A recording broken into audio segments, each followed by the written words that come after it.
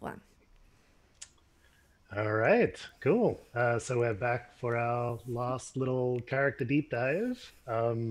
And by the way, this our stream is going to be looping throughout the whole weekend. So if you missed the first two or any of the other streams, you just have to hang out for a little bit, and they'll pop up again. Magically reappear. Yeah. So in this last one, we are looking at Esther, and you may have seen Esther already if you've been following the game for a bit, because right over here, is that right, Hayes? Yes, correct. Is Esther's is one of the things that we've been sharing on social media for a while. It's Esther's horoscopes. They've been writing these for every. Has it been 2 years? At least 1 year. Yeah.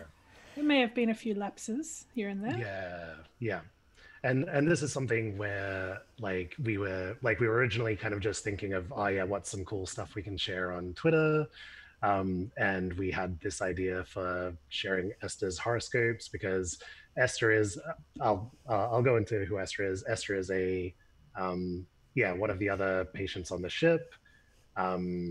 They are one of the older ones, I think, and very kind of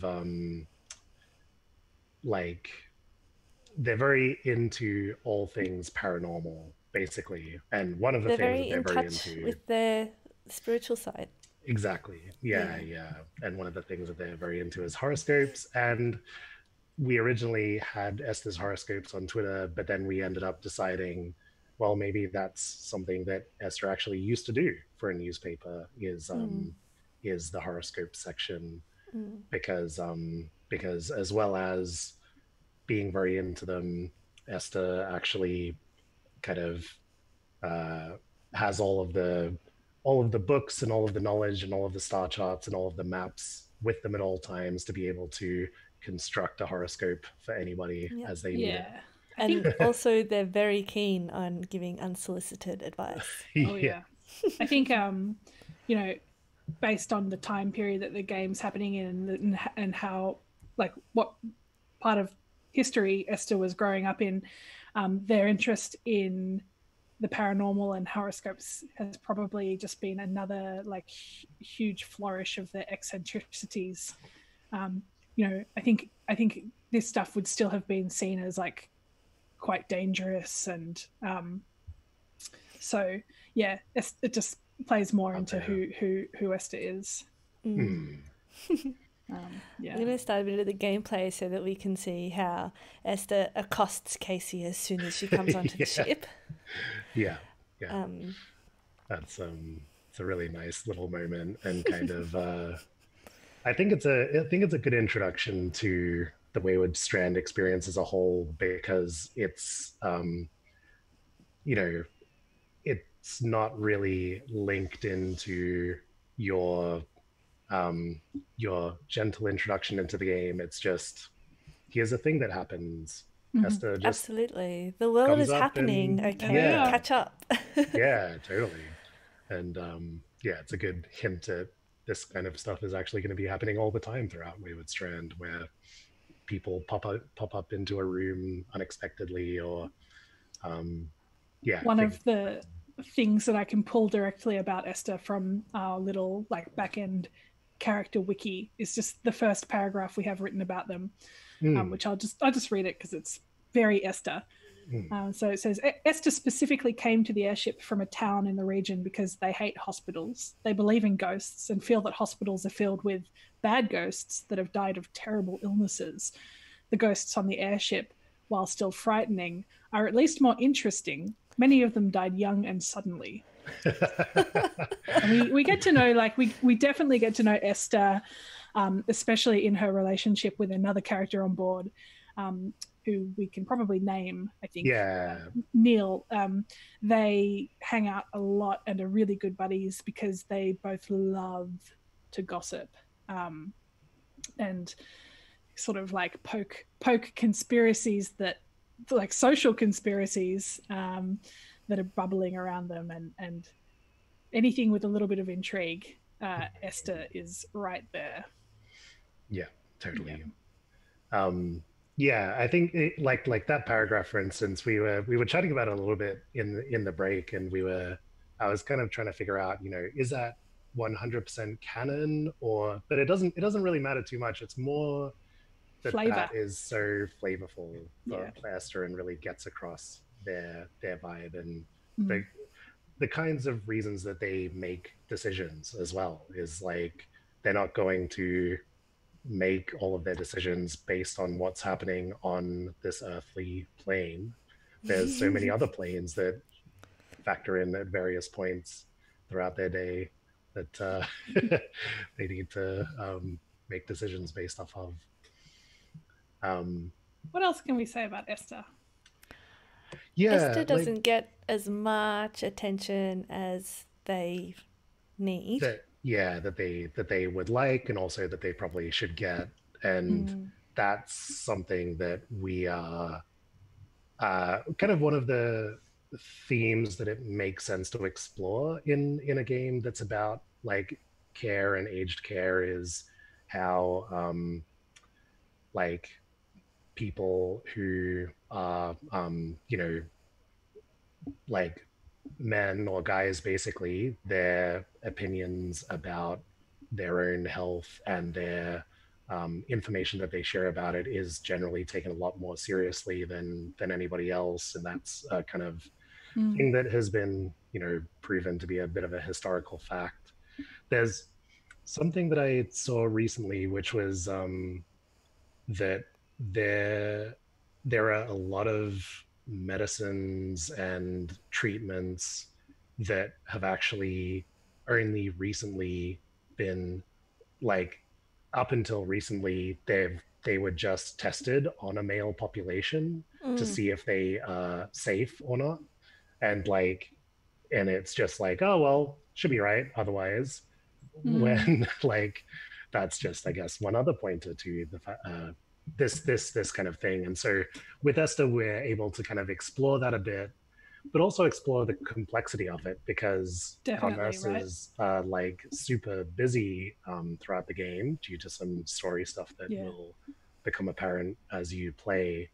But so Esther kind of becomes a bit of a conduit for a bunch of different story, like different perspectives can kind of come together at their experience, depending on the perspective that you have as a player, and how close you get to them, and how close you get to the other players around them, and but they're very interesting for that reason too. And like, speaking on the gender part, Esther is not gender conforming, and that's really interesting to have happen in the 70s in Australia, and it took a fair amount of research on mostly your part, Jason.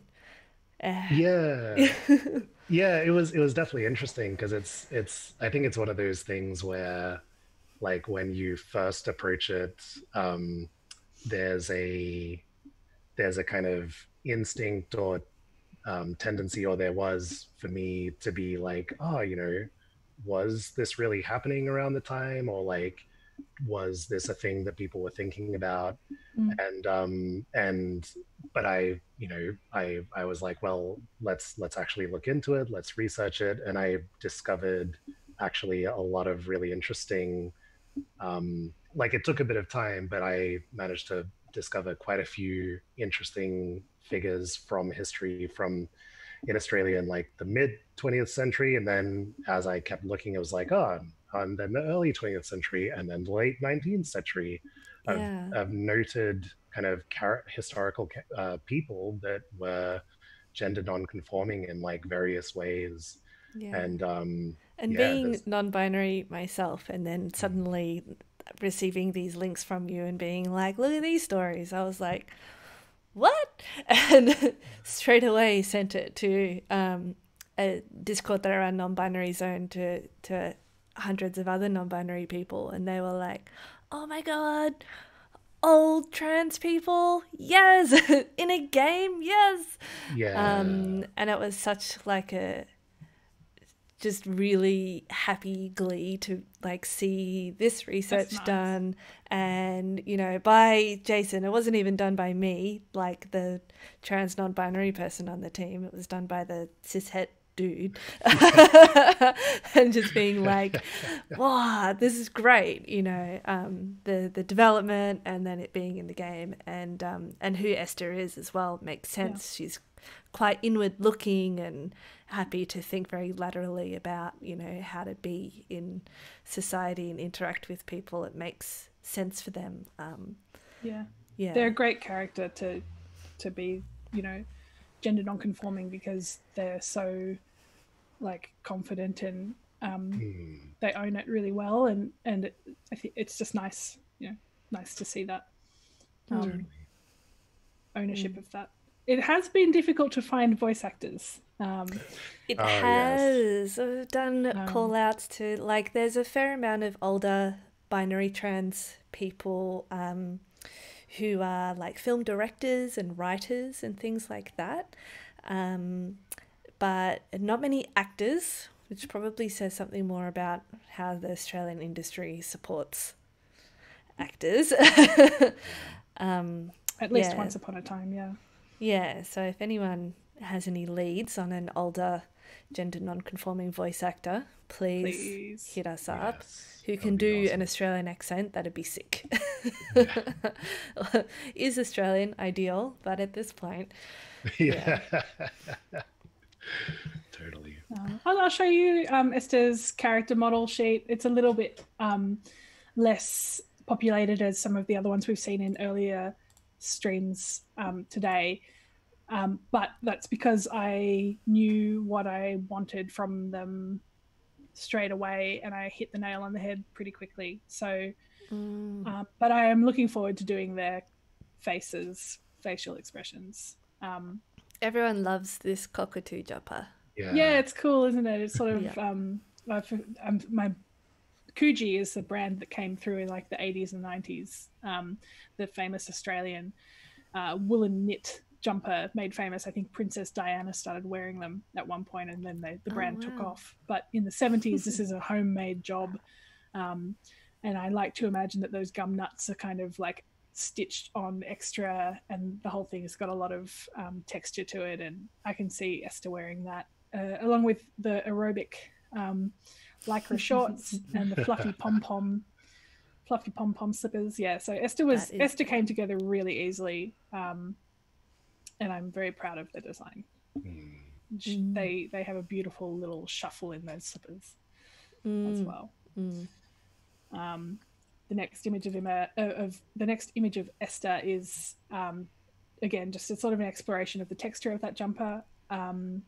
Some tech stuff that we're working out with it. I don't want it to stand out against other characters, but I do want to make sure it seems fluffy. But I think the design of it carries that across. And this is also the color palette that we've landed on, which is similar to Ida in that it's a blue jumper, but it's more of a purpley blue, I think, with the pink undertones of what she's wearing, what they're wearing.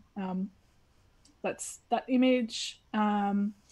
Racing through to the third image shows us the concept art for their room. You can see some of like the keywords that I've written, which is also a good way to describe them. And just some like animation notes about their legs and the way that they might sit depending on what type of chair they're in. So where the game is set in January, just around Australia Day. Not on Australia Day, I don't think, but just beforehand. Just after. So Esther's still wearing their Christmas glasses. Little details like that. They've got the matching gum nut earrings. There they are, with Casey doing some reading, doing some crystal balls. Yeah. And the bright pink lipstick. I just love Esther. I love their design. Totally. They're definitely one that catches people's eyes very easily. Very popular. And that's Esther down to a T, I think. Some people, if they got to know Esther, would be a bit like, not my cup of tea. A bit intense. The other thing I want to mention about Esther is that they are like they create conflict because they are so strong-minded, definitely strong-minded, but quite eccentric. And you know, you would maybe once have described them as being like a bit batty. And I think that throws some people one way and attracts others. But most importantly, they really own who they are, and that makes them, I think, a lovely person to be around. Very funny, at least. And I think from a writing perspective, the goal for each of the characters is really to get into their heads and their perspectives as you're writing, like what they say and what they do. And Georgia and I have really like continued that with Esther as well. Just it's important at each moment that, you know, from another character's perspective, what they're doing might seem eccentric, but it doesn't to Esther. Unless, you know, they might be being playful and playing it up at a certain, hard to tell. Yeah, I mean, at a certain point to try to get a point across, or to try to intentionally freak somebody out. But but I think a lot of the time it's very earnest. It's who they are. Once again, like as we said at the start of this little segment, their arc is also really interesting from a bunch of different perspectives, and one to watch if you're playing the full game when it comes out is I think very, very, they're all very interesting to track, but Esther's gorgeous. I'm just going to show one music track that I had for Esther, and it was very like just trying to get across how kooky they are, and their rhythm being just not quite as like steady, I suppose. And I will have a little play of that one.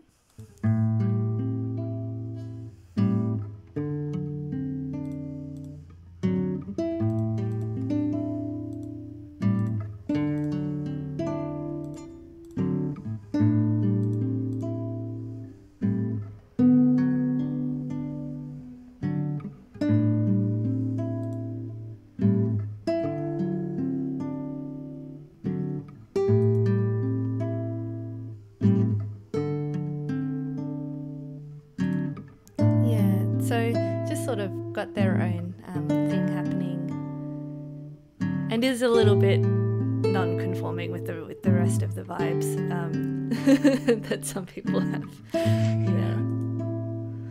Love it.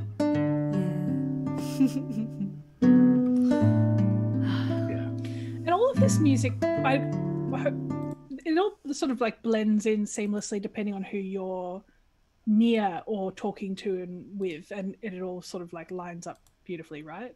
Yeah, exactly. That's nice. It's something that we've iterated on a lot, and also iterated the implementation of as well, like the transition between tracks. But these are the sorts of things that you hear when you're with that character. And depending on the room that they're in, and who else is there. Their mood and time of day and stuff like that. Yeah, well, time of day is the next big one. And then the mood, we're still, each layer of dependent adds so much just work. Gong. Oh, yeah. One gong and kissed. Man, Esther could probably just walk around with a boombox and have their own soundtrack happening the entire time. Yeah, I think, totally. you know, they'd rock that and it would be seamless. Yeah. Life goals.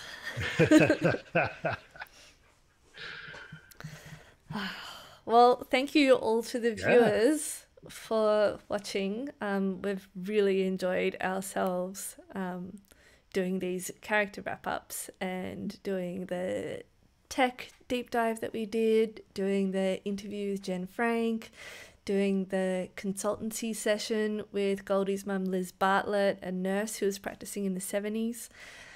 I think, this is our last video that we're recording, so it's a little bit special. I think we're planning to do some moments throughout the weekend where we'll be around, and we're certainly going to be on the chat live a lot of the time. And you can always reach out to us on Twitter, via email, sign up for our newsletter, or get in touch at the contact address wherever that's posted on our website or whatever. Yeah, and the Discord as well. Yeah. There's just a lot of things that we have set up. In touch. Yeah, and we do love to talk.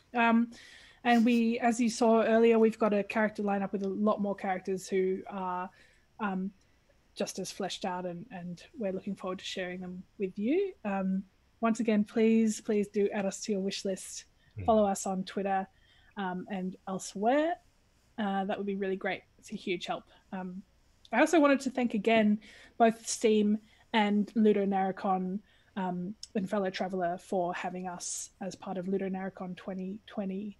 And if I may also add to anybody watching that I hope you are safe and well at home, and staying healthy and happy in these weird times.